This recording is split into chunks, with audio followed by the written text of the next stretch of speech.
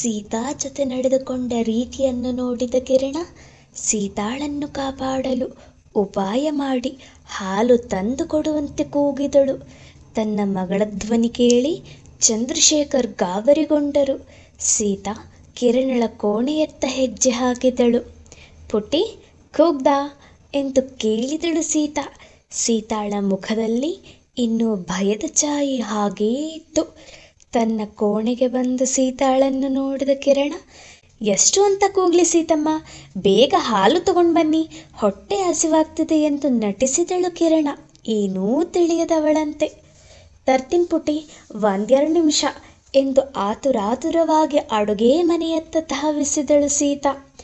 ಅಡುಗೆಯ ಮನೆಗೆ ಬಂದ ಸೀತಾ ಹಾಲನ್ನು ಮತ್ತೆ ಬಿಸಿ ಮಾಡಿ ಒಂದು ಲೋಟದಲ್ಲಿ ಹಾಕಿಕೊಂಡು ಕಿರಣಾಳ ಬಳಿಗೆ ತೆರಳಿದಳು. ಅವಳ ದಾರಿಗೆ ಅಡ್ಡವಾಗಿ ನಿಂತ ಚಂದ್ರಶೇಖರ್, ಏನ್ ಸೀತಾ, ಕಿರಣ ಮನೆಯಲ್ಲೇ ಇದ್ದಾಳೆ ಅಂತ ಹೇಳೋದಲ್ವಾ, ಎಷ್ಟು ಗಾಬರಿ ಆಯಿತು ಗೊತ್ತಾ, ಬೇಗ ಕಿರಣಾಗೆ ಹಾಲು ಕೊಟ್ಟು ನನ್ನ ರೂಮ್ಗೆ ಬಾ, ಕಾಯ್ತಾ ಇರ್ತೀನಿ ಎಂದನು. ನಾನು ಬರಲ್ಲ, ಅದೇನು ಮಾಡ್ತೀಯೋ ಮಾಡು ಎಂದು ಕೋಪದಿಂದ ಕಿರಣಾಳ ಬಳಿ ತೆರಳಿದಳು. ಕಿರಣ ಏನೂ ಗೊತ್ತಿಲ್ಲದ ಹಾಗೆ ಟಿವಿ ನೋಡುತ್ತಾ ಕುಳಿತಿದ್ದಳು. ನಗುತ್ತಾ ಅವಳ ಮುಂದೆ ಹೋದ ಸೀತಾ, ಪುಟಿ ಹಾಲು ತಗೋ ಎಂದು ಕಿರಣ ಕೈಗೆ ಹಾಲಿನ ಲೋಟವನ್ನು ನೀಡಿ ಅವಳ ತಲೆ ಸವರಿದಳು. ಸೀತಾಳ ಮುಖವನ್ನು ನೋಡಿದ ಕಿರಣ ನಕ್ಕಳು. ಸೀತಾ ಕೂಡ ನಗುತ್ತಾ ಮುಂದೆ ಸಾಗಿದಳು. ಅವಳ ಕೈ ಹಿಡಿದು ತಡೆದ ಕಿರಣ, ಸೀತಮ್ಮ, ಎಲ್ಲಿಗೆ ಹೋಗ್ತಾ ಇದೀಯಾ, ಬಾ ಕೂತ್ಕೋ, ನಾನು ನಿನ್ನ ಜೊತೆ ಮಾತಾಡಬೇಕು ಎಂದಳು. ನನ್ನ ಜೊತೆ ಮಾತಾಡಬೇಕಾ ಪುಟ್ಟಿ, ಏನು ಮಾತು ಎಂದು ಕೇಳಿದಳು ಸೀತಾ ನಗುತ್ತಾ. ಸೀತಮ್ಮ, ನಾನು ನಿನ್ನ ಅಮ್ಮ ಅಂತ ಕರಿತೀನಲ್ವಾ, ತಾಯಿ ಮಗಳ ಜೊತೆ ಸುಳ್ಳು ಹೇಳಲ್ಲ ಅಲ್ವಾ ಎಂದು ಕೇಳಿದಳು ಕಿರಣ. ಹೌದು ಪುಟ್ಟಿ, ಸುಳ್ಳು ಹೇಳಲ್ಲ ಎಂದಳು ಸೀತಾ. ಹಾಗಾದರೆ ನೀನೂ ಸುಳ್ಳು ಹೇಳಬಾರ್ದು ಎಂದಳು ಕಿರಣ. ನಾನು ಯಾಕೆ ಸುಳ್ಳು ಹೇಳಲಿ ಪುಟ್ಟಿ, ಅದೇನು ಕೇಳು ಎಂದಳು ಸೀತಾ. ಸೀತಮ್ಮ, ನೀನು ಮತ್ತು ಅಪ್ಪ ರೂಮ್ನಲ್ಲಿ ಮಾತಾಡ್ತಾ ಇದ್ದಿದ್ದನ್ನು ಕೇಳಿಸ್ಕೊಂಡೆ ಎಂದಳು ಕಿರಣ. ಅಷ್ಟು ಹೊತ್ತು ನಗುತ್ತಿದ್ದ ಸೀತಾಳ ಮುಖ ಕಿರಣಳ ಮಾತು ಕೇಳಿ ಬಿಳಿಚಿಕೊಂಡಿತು. ಮಾತು ಬಾರದಾಯಿತು, ಭಯ ಹೆಚ್ಚಾಗತೊಡಗಿತು. ಸೀತಾಳ ಮೌನವೇ ಕಿರಣಾಳ ಪ್ರಶ್ನೆಗೆ ಉತ್ತರದಂತಿತ್ತು. ಯಾಕೆ ಸೀತಮ್ಮ ಮಾತಾಡ್ತಿಲ್ಲ, ನಾನೇನಾದರೂ ಅಲ್ಲಿಗೆ ಬಂದು ತಪ್ಪು ಮಾಡಿದ್ನಾ ಎಂದು ಕೇಳಿದಳು ಕಿರಣ. ಸೀತಾ ಮತ್ತೆ ಉತ್ತರಿಸದೆ ಮೌನವಾಗಿ ಕುಳಿತಳು.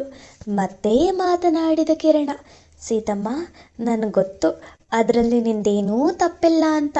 ನಮ್ಮಪ್ಪ ಈ ರೀತಿ ನಡ್ಕೋತಾರೆ ಅಂತ ಗೊತ್ತಿರಲಿಲ್ಲ. ಅವರಿಂದ ನಿನ್ನ ಬಚಾವ್ ಮಾಡೋದಕ್ಕೆ ನಾನು ಹಾಲು ತಗೊಂಡು ಬಾ ಅಂತ ಕೂಗಿತ್ತು. ನಮ್ಮಪ್ಪ ಈ ರೀತಿ ಮಾಡಿದ್ರ ಅಂತ ನೀನು ನಮ್ಮ ಮನೆಗೆ ಬರೋದನ್ನು ಬಿಟ್ಬಿಡ್ತೀಯಾ ಎಂದು ಕೇಳಿದಳು ಕಿರಣ ಮುಗ್ಧತೆಯಿಂದ. ಕಿರಣಳ ಮಾತು ಕೇಳಿ ಅವಳನ್ನು ಗಟ್ಟಿಯಾಗಿ ತಬ್ಬಿದಳು ಸೀತಾ ಅಳುತ್ತಾ.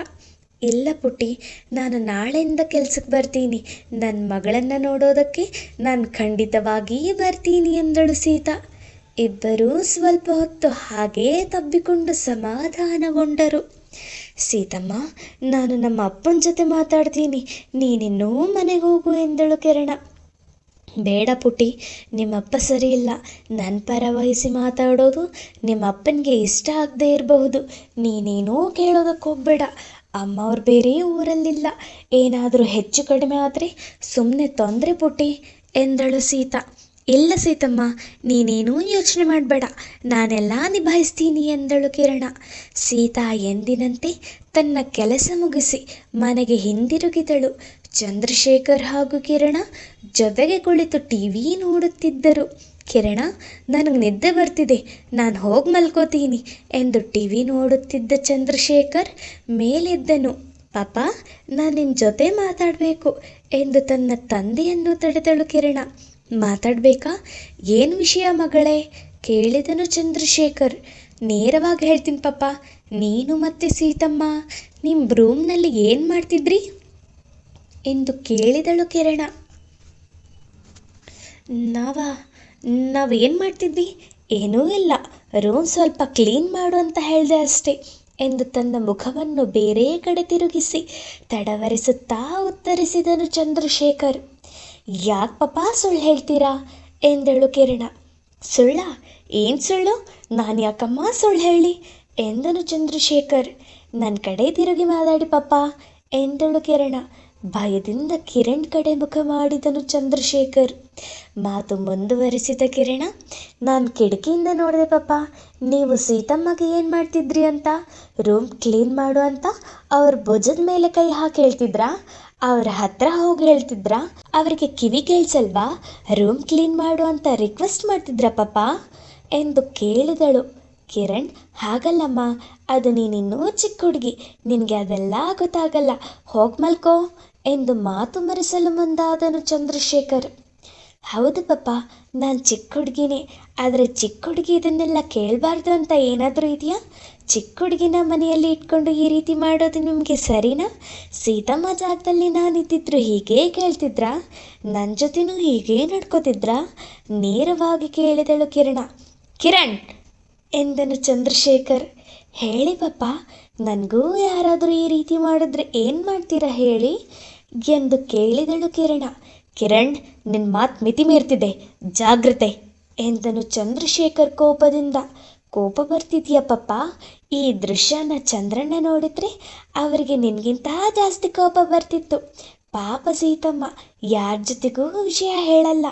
ನೋಡಿ ಪಪ್ಪ, ನನಗೆ ನಿಮ್ಮ ಮೇಲೆ ಇದ್ದ ವಿಶ್ವಾಸ ಕಳೆದೋಯ್ತು.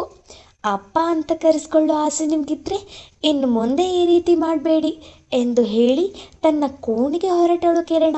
ಕಿರಣ್, ಕಿರಣ್ ನಿಂತ್ಕೋ, ನನ್ನ ಮಾತು ಕೇಳು ಎಂದು ಚಂದ್ರಶೇಖರ್ ಎಷ್ಟು ಹೇಳಿದರೂ ಕೇಳದೆ ಹೊರಟೇ ಬಿಟ್ಟಳು ಕಿರಣ. ಓ ಶಿಟ್ ಶಿಟ್, ಎಂತಹ ಕೆಲಸ ಆಗೋಯ್ತು. ನನ್ನ ಮಗಳು ನನ್ನ ಮುಂದೆನೇ ನಿಂತ್ಕೊಂಡು ಮಾತಾಡೋ ಹಾಗೆ ಆಗೋಯ್ತು. ಅವಳ ಮುಂದೆ ನಾನು ತುಂಬ ಚಿಕ್ಕವನಾಗ್ಬಿಟ್ಟೆ. ನಾನು ಮಾಡಿದ ಎಲ್ಲವನ್ನೂ ಕಿರಣ ನೋಡಿದ್ದಾಳೆ. ಕೌಸಲ್ಯ ಬಂದಾಗ ಅವಳಿಗೆ ಏನಾದರೂ ಈ ವಿಷಯ ಗೊತ್ತಾದರೆ ದೊಡ್ಡ ರಾದ್ಧಾಂತನೇ ಆಗುತ್ತೆ. ಹೇಗಾದರೂ ಮಾಡಿ ಕೌಸಲ್ಯಾಗೆ ಈ ವಿಷಯ ಗೊತ್ತಾಗದೇ ಇರೋ ಹಾಗೆ ಮಾಡಬೇಕು. ನನ್ನ ಮಗಳು ಮತ್ತೆ ನನ್ನ ವಿಶ್ವಾಸ ಪಡೆಯೋ ಥರ ಏನಾದರೂ ಮಾಡಬೇಕು. ಚಂದ್ರಶೇಖರ್, ಡೂ ಸಮಥಿಂಗ್ ಏನಾದರೂ ಮಾಡಬೇಕು. ಇಲ್ಲ ಅಂದರೆ ನನ್ನ ಮಗಳು ನನ್ನಿಂದ ದೂರ ಆಗಿಬಿಡ್ತಾಳೆ. ಮೊದಲು ಆ ಸೀತಾಗೆ ಒಂದು ಗತಿ ಕಾಣಿಸ್ಬೇಕು. ಅವಳಿಂದಾನೇ ಇಷ್ಟೆಲ್ಲ ಆಗಿದ್ದು. ನನ್ನ ಮಗಳು ಯಾವತ್ತೂ ನನ್ನ ಎದುರು ಮಾತಾಡದೇ ಇರೋಳು, ಇವಾಗ ಮಾತಾಡ್ತಾ ಇದ್ದಾಳೆ ಅಂದರೆ ಅದಕ್ಕೆಲ್ಲ ಆ ಸೀತಾನೇ ಕಾರಣ. ಇದಕ್ಕೆಲ್ಲ ಒಂದು ಉಪಾಯ ಮಾಡಲೇಬೇಕು ಎಂದು ಫೋನ್ ತೆಗೆದುಕೊಂಡು, ಹಲೋ, ನಾನು ಚಂದ್ರಶೇಖರ್, ನಾನು ನಿನ್ನ ಹತ್ರ ಮಾತಾಡಬೇಕು. ನಾಳೆ ನಮ್ಮ ಎಸ್ಟೇಟ್ ಹಿಂದೆ ಇರೋ ಖಾಲಿ ಜಾಗದ ಹತ್ರ ಬಾ ಎಂದು ಯಾರೊಟ್ಟಿಗೋ ಮಾತನಾಡಿದನು. ತನ್ನ ತಂದೆ ಏನು ಮಾಡಬಹುದು ಎಂಬ ಕುತೂಹಲದಿಂದ ದೂರದಲ್ಲೇ ನಿಂತು ಎಲ್ಲವನ್ನೂ ಕೇಳಿಸಿಕೊಂಡಳು ಕಿರಣ. ಪಪ್ಪ, ಈಗಲೂ ನೀವು ನಿಮ್ಮ ಬುದ್ಧಿ ಬಿಡ್ತಿಲ್ವಲ್ಲ? ಛೆ, ನಾಳೆ ನಿಮ್ಗೆ ಗೊತ್ತಾಗದೆ ಹಾಗೆ ನಾನು ಕೂಡ ಅಲ್ಲಿಗೆ ಬರ್ತೀನಿ. ನೋಡೋಣ ಅಲ್ಲಿಗೆ ಯಾರು ಬರ್ತಾರೆ ಅಂತ. ಜೊತೆಗೆ ಸೀತಮ್ಮಗೂ ಸಹ ಏನೂ ಆಗದೆ ಇರೋ ಥರ ನೋಡ್ಕೋತೀನಿ ಎಂದಳು ಕಿರಣ.